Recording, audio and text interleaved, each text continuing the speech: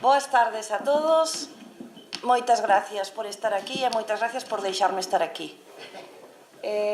Como vos podedes imaginar, é un placer estar en Burela outra vez. É un placer estar aquí nas 25º xornadas de Expomar. Son xa 25 anos traballando arreo e, como decía a conselleira fai un momento, con resultados positivos, aínda que cada ano, cando nos sentamos, cando se sentan no encontro empresarial, a sensación é de que un pouco de desánimo por non conseguir as cousas, desde logo todo o que se quere e todo o rápido que tamén se quere. Pero, como decía a conselleira, sí que se fixeron moitas cousas, sí que se avanzou moito en buscar solucións, en buscar alternativas, en atopalas, en profesionalizar e modernizar cada vez un sector que eu creo que é exemplo é referente non só en Galicia, sino tamén en España e no resto da Unión Europea. E ao decir no resto da Unión Europea, enténdese que no resto do mundo, por unha situación evidente. Bueno, sin máis premisas, vamos ao lío, que xa sabedes que me enrollo moito. Entonces, a primeira mesa de hoxe, como nos recordaba o señor alcalde, como nos recordaba Alfredo, é un pouco máis profesional, no sentido que parece que toca temas vinculados. Para los ponentes no gallego hablantes, ¿me entendéis? Sí. Tengo que hablar en castellano si es necesario.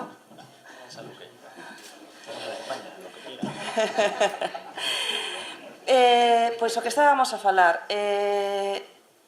esta primeira mesa é unha mesa máis profesional, no sentido que toca dunha forma moi xenérica a xestión de políticas pesqueiras, pero que vai tocar absolutamente todos os puntos que están hoxe por hoxe na mente de quen se dedica á pesca. Desde o que ten unha lanchiña moi pequena, desas que traballan dentro das rías, hasta o que ten unha embarcación que pasa 6 meses no mar. Estamos falando de Brexit, estamos falando dos planes de xestión pesqueira, estamos falando da política pesqueira e todo vinculado con obligación de desembarque, similares. Estamos falando de colaboración entre científicos e sector pesqueiro. A nosa primeira ponente, teño aquí un breve currículum, pero dame do breve currículum. Conocémola todos, é a María do Carmo García Negro, doutora en Ciencias Económicas e Empresariais desde 1988 na Universidade de Santiago de Compostela, profesora titular da Universidade no Departamento de Economía Aplicada da Facultade de Ciencias Económicas e Empresariais. É directora do Grupo de Investigación en Economía, Pesqueiros e Recursos Naturais da Universidade de Santiago de Compostela, cunhas liñas de investigación deste grupo fundamentales para a actividade pesqueira entendida como actividade económica: economía pesqueira, economía de Galiza, estudos de xénero, enerxía, recursos naturais e medio ambiente. É directora do curso de posgrao Especialización en Economía Pesqueira, foi directora do Centro de Documentación Europea da Universidade de Santiago de Compostela. Os expertos en economía coñécena sobre todo porque un dos seus traballos dos que se sigue tirando para actualizalos e para sacar resultados son as táboas input-output do sector pesqueiro galego de conserva. Estamos falando de algo fundamental porque determinouse científicamente cales eran todos os sectores que viñan tocados, por así decir, pola actividade pesqueira e demostran de forma científica, volvo a repetir, ou empírica, esa vinculación ou ese efecto multiplicador que ten a pesca, do que sabemos ben os que vivimos dela, pero que moitas veces non somos capaces de trasladala con datos, non? Pois iso é o que se consigue facer coas primeiras tábuas input-output e como se vai avanzando. ten un tema moi interesante que espero que sepamos aproveitar todos, que é precisamente o Brexit e o impacto no sector pesqueiro galego. María do Carmo, cando queiras. Moitas gracias. Moitas gracias, directora xeral, exalumna, amiga e admirada profesional. Eu quero manifestar en primeiro lugar o meu contente por estar presente en Burela, pero por estar presente en Burela celebrando estes 25 anos de xornadas técnicas que, no meu entender, teñen moitísima máis importancia como manifestación dunha agrupación que quen de organizalas e de manifestarse cara ao exterior que do propio cómputo de anos. Precisamente a validez do enfoque colaborativo, asociativo, de estudo, de presencia, de sacar do silencio e de unión entre toda a profesión da pesca é unha parte do seu capital, digamos, social, da parte do seu capital público, do saber facer e que quizás sexa tamén garantía de pervivencia. Hai eses 25 anos, eu creo que xa o teño contado máis dunha vez esta anécdota, pero non me importa repetila, en Vigo, ou mesmo na Coruña, donde a tradición pesqueira e a súa capacidade potencial hai 25 anos ninguén a poñía en dúbida, si se poñía en dúbida en determinados círculos, xa sabedes, desa unión empresarial no seu momento, ou dos comercializadores, ou dos que se manifestaban como portavoces ou voces da industria pesqueira deses lugares, digamos que tiñan un pouco de carácter altivo ou despreciativo a respecto do que se facía na Mariña Lucense. Parecía como se naquel momento fose un proxecto, un adolescente empresarial que levantaba a cabeza, pero que estaba por ver en que acabaría.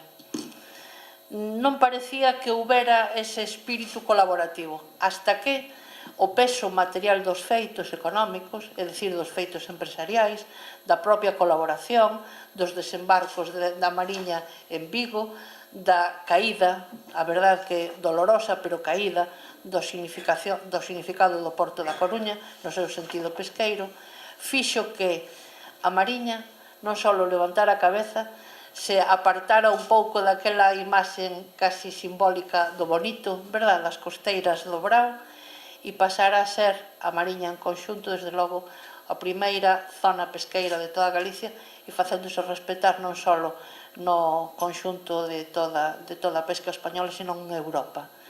Parte deso o estamos celebrando hoxe aquí e parte desa unión e dese traballo conxunto, volvo a decir que, no meu entender, debía ser atribuído ao carácter asociativo e colaborativo.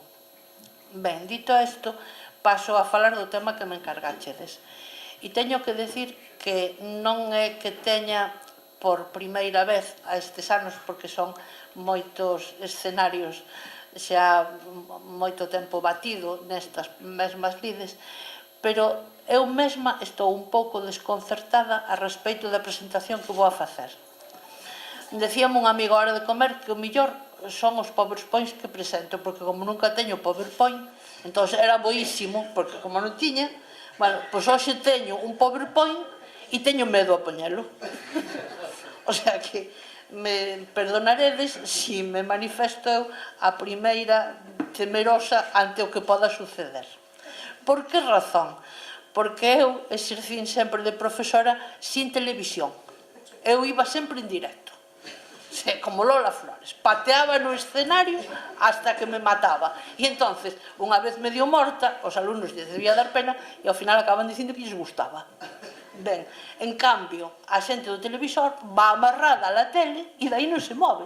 Entón, se está ben escrito, ou escribiran eles, ou escribira un guionista, sale ben. Entón, eu sei facer malos guiones da tele.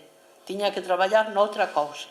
Entón, agora cando vin, é tan general, tan abstracto, tan todo, que non sei se nos sabremos mover por el.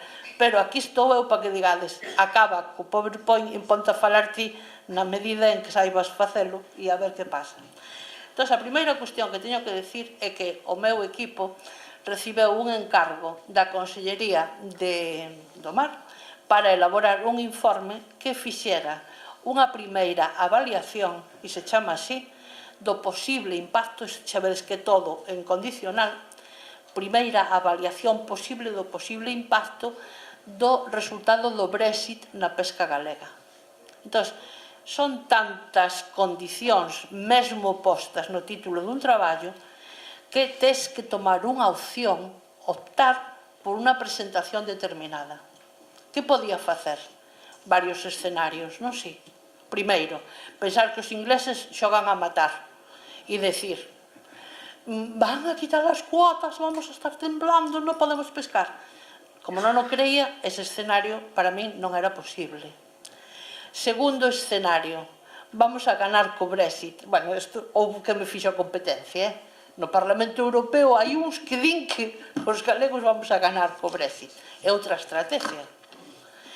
Terceira posibilidade, terceira que foi a que optei, centrarme na cualificación económica dun proceso de negociación político e ver ao longo dos distintos períodos de tempo por onde podía discurrir ese proceso e sendo moi consciente de que para nós a pesca é todo, é a nosa vida, pero no proceso global de negociación entre toda a comunidade 27 e o Reino Unido, pois é bastante residual, temos que aceptalo. É bastante, non a cabeza do rato, como falamos a hora de comer, sino o rabo do rato, queda no fondo de todo. Pero, entonces, tomei isto como primeira medida e vou discurrindo desde aí para facernos valer tanto dentro do propio negociadores españois como dentro do panel da negociación comunitaria, como para o futuro quedar en condicións na negociación de reconducir calquer mala resultado que nos poda suceder. Por eso lle chamo negociación. E o que fixemos na análise esta foi nada máis ni nada menos que poñer, utilizando as tábuas input-output que foron feitas, hai que recordalo, teñen o título de 2011, realmente as enquisas foron feitas casi no 13, actualizando eses dados, ver o dano que pode facer no conxunto un problema que suceda nesa parte da frota. Non en tales empresas, nin analizando grupos de barcos, nin vendo análisis de precios por razones que podo todas elas explicalas, sino decir, ollo, económicamente a pesca para nós é un sector estratégico dentro da economía, tanto da economía galega como da economía española, por razóns que aporto agora. Facerse valer en ese campo e ver todo aquilo que poda constituir no proceso negociador elementos de intercambio. Dentro dese proceso negociador, é un proceso político, é un proceso diplomático e un proceso onde o que se vai a xogar realmente en cuestión de moitísimos miles de millóns de euros está colocado noutro campo.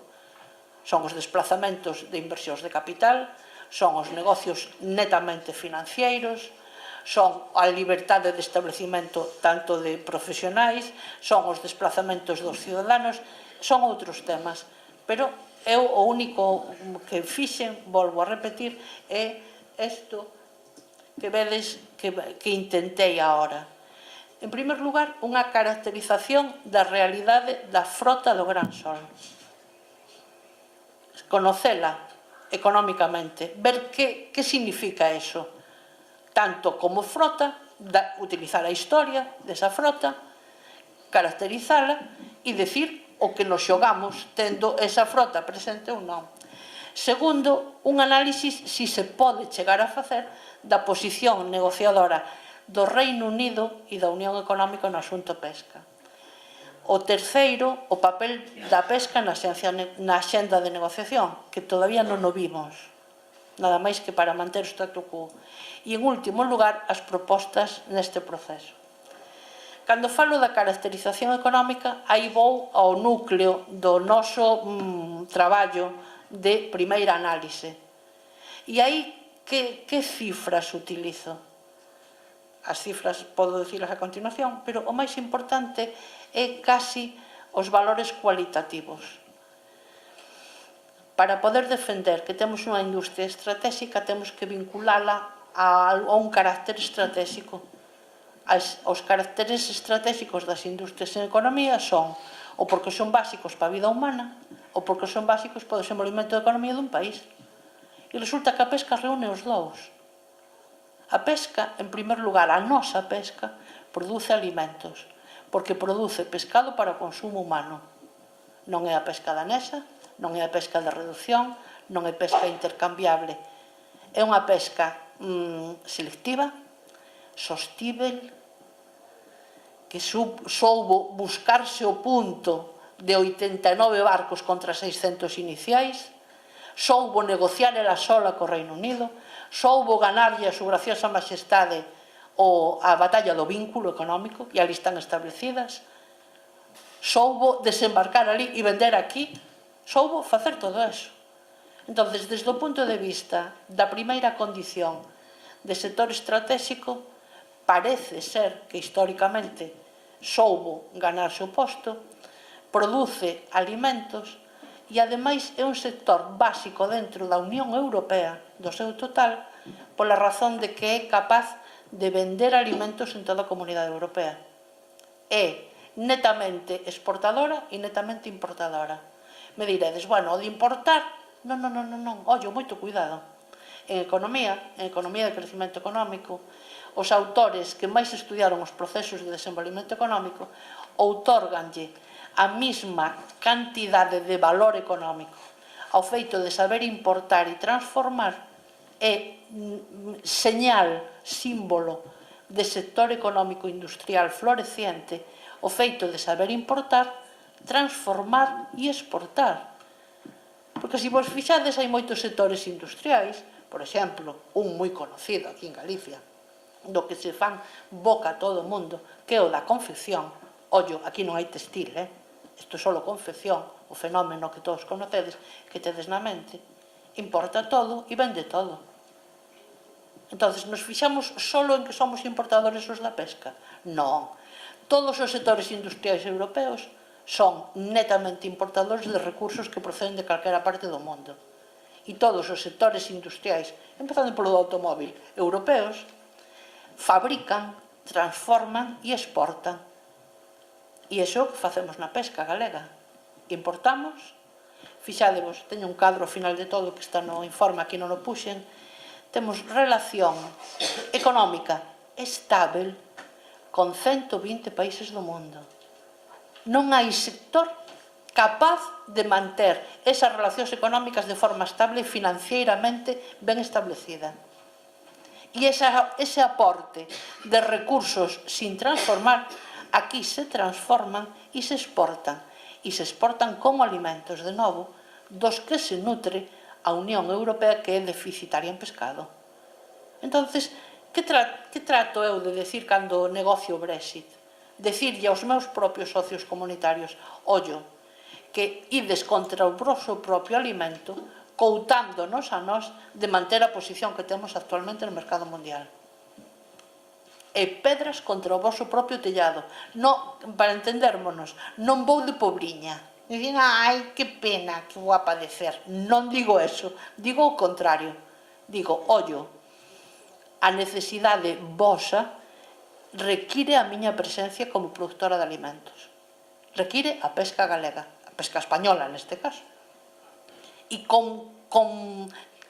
demostrei co paso do tempo que son industrialmente capaz e comercialmente tanto vendedora dentro da Unión Europea como exportadora. Ben, primeira caracterización, primeira cuestión. Segunda cuestión, que fai referencia ao tipo de produto que vendo. ao tipo de produto que produzo e o tipo de produto que vendo. É resultado de empresas que miraron e garantizan en este momento dúas cuestións. Son creadoras de produtos alimenticios novos e son empresas sostibles no sentido biolóxico e económico, e son empresas rentables. Hai moi poucos sectores, non digo en Galiza, sino en España, que poden decir que de dous povos do tamaño de Burela e Celeiro estemos pagando 140 millóns de euros de salarios. Eso na Unión Europea, ou se non o miran é porque non o saben. Entón teñen que saberlo, e o terán que saber a través nosa. Por que digo produto novo? Porque eu empecé dicindo desta maneira na miña tesis. En Galicia temos unhas ventas en lonxa de especies moi diversas. En Noruega pasan con 3, con 4, con 5, en Dinamarca tamén lles quedan os restos e non pasa nada. En Galicia temos unha media e non ten tanta importancia o valor económico como a súa existencia permanente, de 150 especies. Das cais, algunhas son novas. Novas que quere dicir? Que se incorporaron á listaxe de alimentos hai 3 anos. Desde as cadeluchas hasta os relós, pasando polos ourizos, o que falábamos ahora de comer, a louturia aquela, que, para non repetir o público, non vou a decir o nome. Ese, pero se chamaba de outra maneira.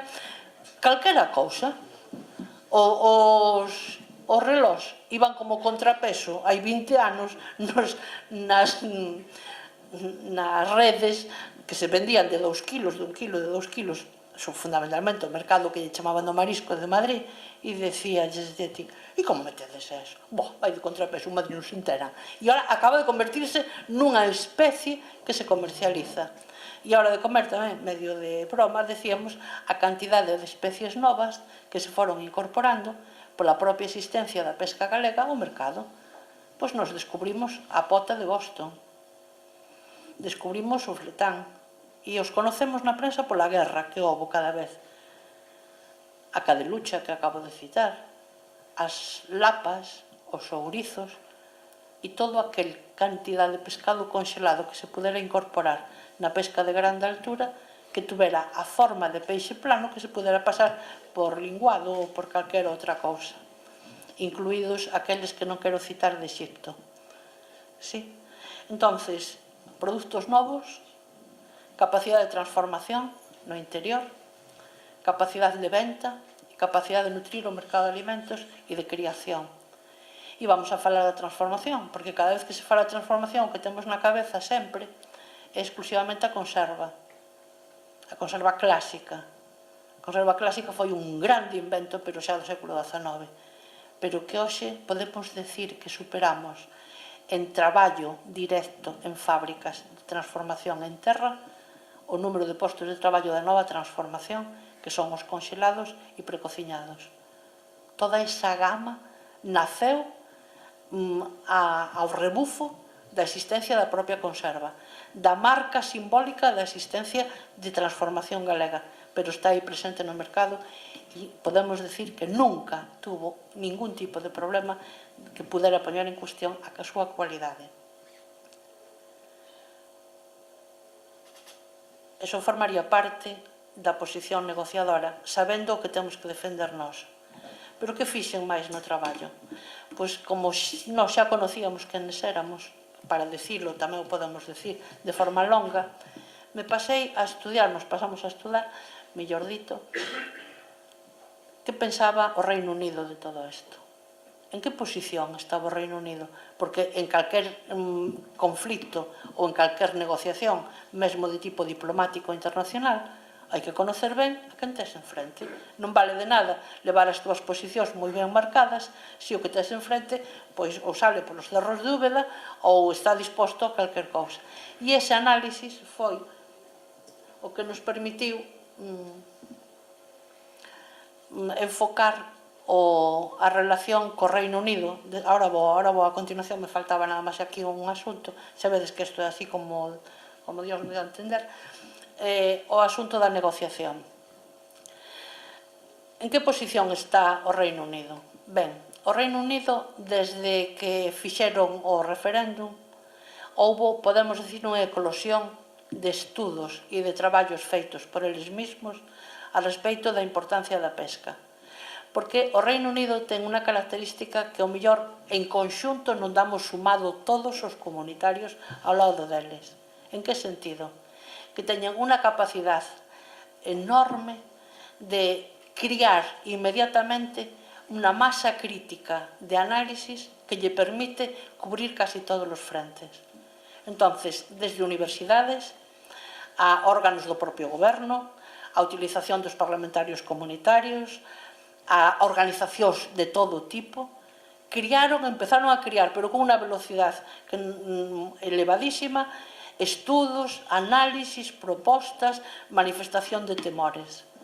E claro, aí vai o abano desde os que son extremosos do favor do Brexit, de non querer nin ver aos comunitarios, aos que estaban en contra do Brexit. O sea, o abano de traballos podes facer unha exposición casi de 180 grados desde un extremo hasta o outro.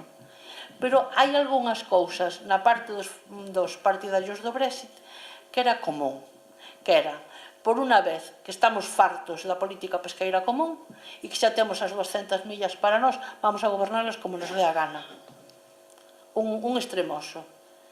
E non quedou máis remedio esa mesma manifestación de vontade de irla matizando, porque empezaron a darse conta de outras cuestións.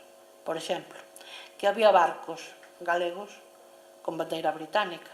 De momento non nos podían tirar pola, non podían dispararlle cañonazos. Unha. Outra, os desembarcos feitos no propio as costas deles acaban sendo vendidos aquí para unha comercialización segura, pola existencia dunha demanda para os desembarcos que se fan ali, que eles non trafican como alimentos dentro do seu país. O sea, que hai un certo interés en poder manter ese vínculo comercial. Non sei. Terceira cousa que se dieron conta, que non tiñan política pesqueira. Xa sabedes como é o painel xurídico británico. Non hai leis escritas, pero cumpliron, mentras estuveron na Unión Europea, a PCP. Entón, ahora se atopan, e agora que facemos? Bueno, pois, ao mellor temos que seguir, nalgúnha medida, as normas da PCP naquela forma en que nos conveña, incluso para utilizar os mesmos parámetros e as mesmas denominaciones e a mesma tipoloxía de enfrentamento. Que máis se dieron conta? Que eles, interés real nos recursos que teñen dentro das súas 200 millas, máis ben pouco. Terceira cuestión que constatamos, que a maior parte das augas que les chaman da propia zona económica exclusiva son escocesas. E Escocia ten unha autonomía, pero en serio. Negocia sentado co Reino Unido as súas propostas. E despois de darse conta de todo isto, eu supoño que terán a cabeciña un pouco máis baixa e estarán en condiciones de negociar con nós de outra maneira. E aí vai o reflexo da nosa proposta. Facer ver que non hai ningunha norma xurídica internacional que emane de ningún sitio, nin da FAO, nin da ONU, nin da Organización Marítima Internacional, nin de ningún sitio, que diga que a zona económica exclusiva significa propiedade de dominio dos recursos. Os recursos non veñen con unha etiqueta de pertenencia a ningún sitio. O uso e a explotación desos recursos sempre forma parte para o país ribeirán de un uso en boas condicións, de respeto para o recurso para o resto dos seres humanos, porque ese recurso está ali, pero pode pasar por ali, pode ter que ver co recurso do veciño ou pode ter interés para o propio recurso que haxen outro tipo de augas de dominio británico. Entón, esta maneira de facer ver e de facerse entender, para nós formaba parte como punto inicial de partida nesa negociación.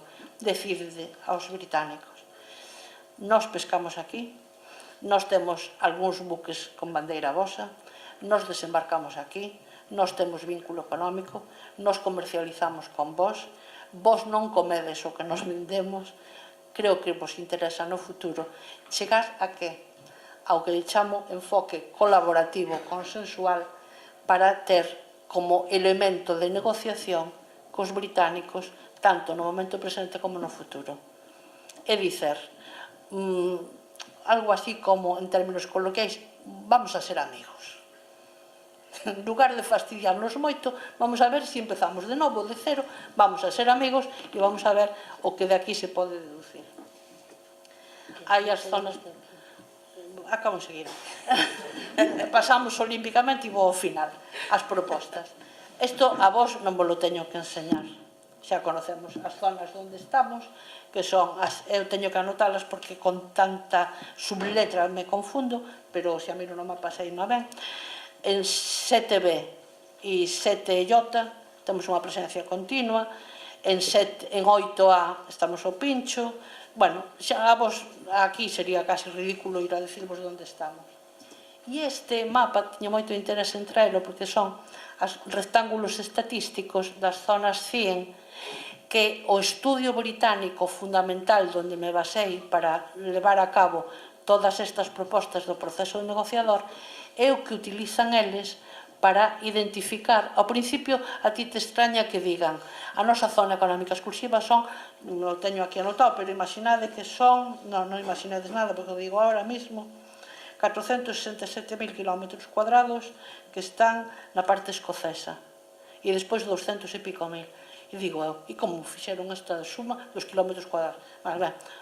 Fun a buscar e estaban en estes rectángulos do 100. Pero se vos fixades moi ben no mapa, a zona nosa ou é escocesa ou é unha zona onde temos moi poucos competidores.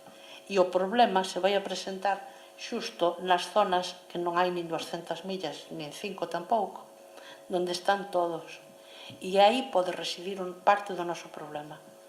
No que as resultas da negociación final que exista continentais con Reino Unido queden o resto dos comunitarios en condición de resarcirse a conta nosa na nosa propia zona. Eso sería a segunda parte do proceso a analizar, que estamos en condicións de facelo. De momento, parece que a cousa está ben, no sentido de decir, estamos falando do que vamos a falar despois, e nada máis. Pero, volvo a repetir, o pánico que non cunda porque non é necesario en absoluto. Isto xa o dixen.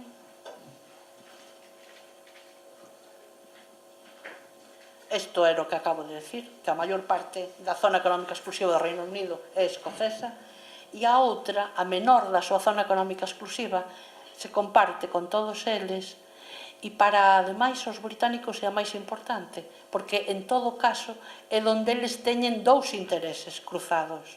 Unha, a flota deles pode estar aí presente, outra, coliden cos irlandeses e queren ter paz, e a terceira, teñen medo de facelo mal e despois quedar a mal con Noruega, que é realmente onde lles importa o seu futuro. Entonces, se vos dades conta, non é ni siquiera unha partida de xadrez, porque hai máis elementos dos que na primeira parte. Nin vamos a acabar tampouco con jaque mate, senón que estamos nese xogo e habrá que seguir nese xogo contando con todos os elementos. Pero, ollo, e isto, desde o noso punto de vista, é casi como un consello aos que teñen que levar a cabo o proceso de negociación. Cautos, para que o proceso segundo, aquel que nos deixe cos nosos socios comunitarios, sexa o suficientemente, digamos, liso para permitirnos, desde aí, non perder parte do que temos.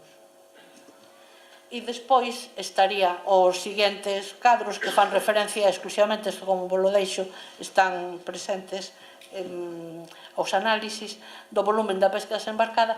E por que o poño? Porque aí foi donde nos dimos conta que a perspectiva que teñen os británicos de nós é que somos nós que nos amenazamos.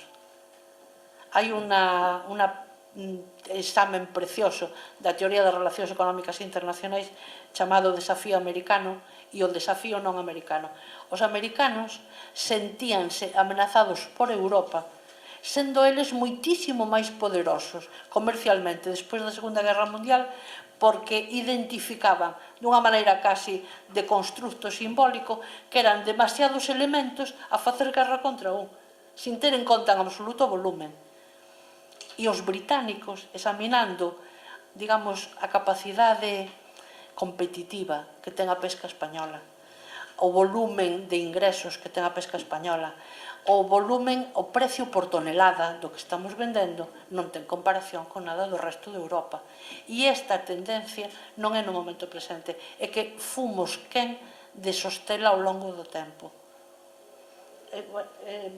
Podemos verlo con calma, pero me encantou ver a evolución e explica en parte esa especie de amenaza que sinten.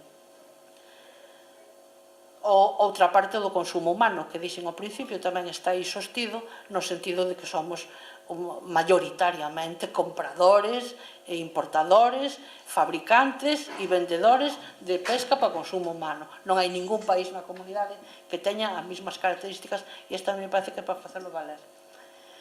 E aquí teríamos o comercio exterior que xa falei antes como a característica fundamental desde o punto de vista estratégico da definición de estrategia.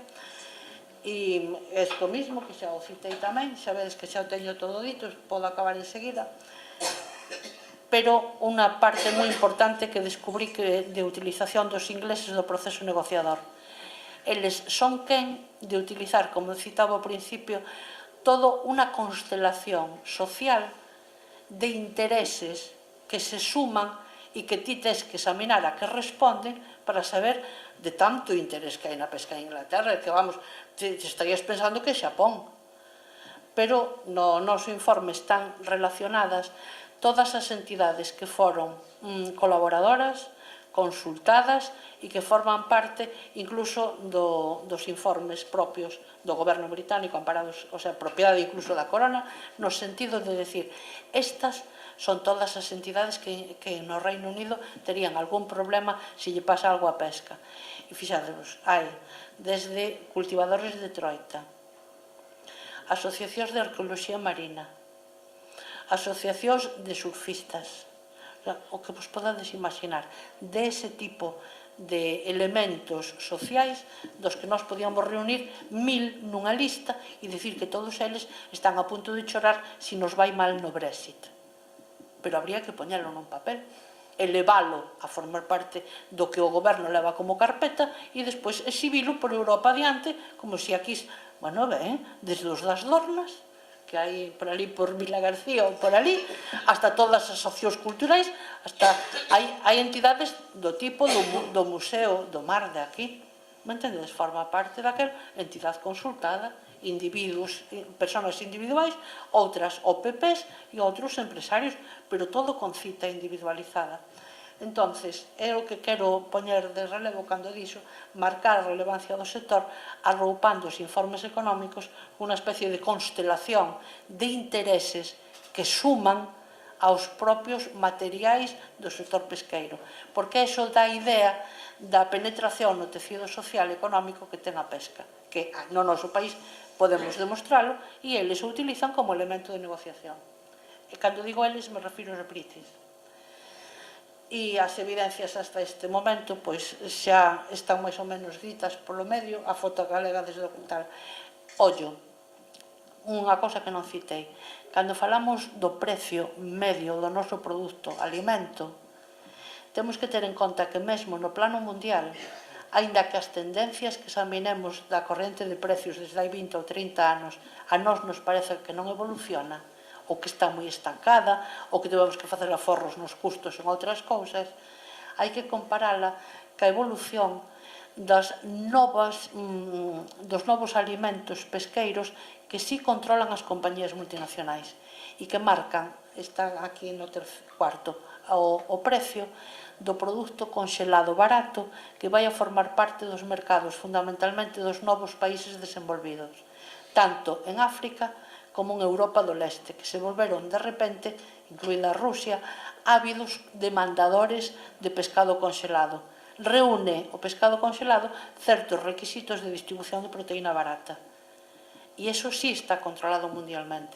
En cambio, o noso produto dentro da Comunidade Europea todavía estamos en condicións de decir que gozamos da capacidade de, aínda que non evolucione hacia adiante, de ter controlado o noso precio desde a nosa propia capacidade de suministro.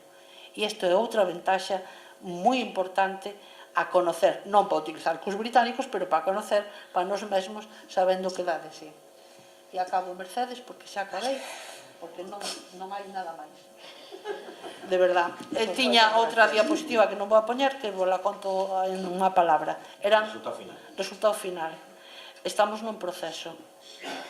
Eso non é nada, non? Non é decir nada, eso xa sabemos. Pero quero decir que os indicios cos que contamos até agora parece que máis ben están a favor de concluir que esa prudencia que se pudo usar no proceso negociador non alarmista até agora está dando bons resultados e que a cifra que se viu utilizando, que se dio a conocer na prensa cando se foi a presentar o informe a Bruselas, non é que eso signifique o que perdemos, sino o significado que ten na proxección interior, me seguides, de inputs intermedios. É nada máis que eso. Nós non dimos unha cifra, decir, vale tanto, pola razón que expliquei ao principio. Non podemos chegar a un sitio a negociar dando a conocer o monto do que nós calcularíamos no peor dos escenarios como a nosa perda, porque de principio nos negamos a poñernos no peor dos escenarios. E desculpade, e xa acabei. Gracias. Gracias, María del Carmo.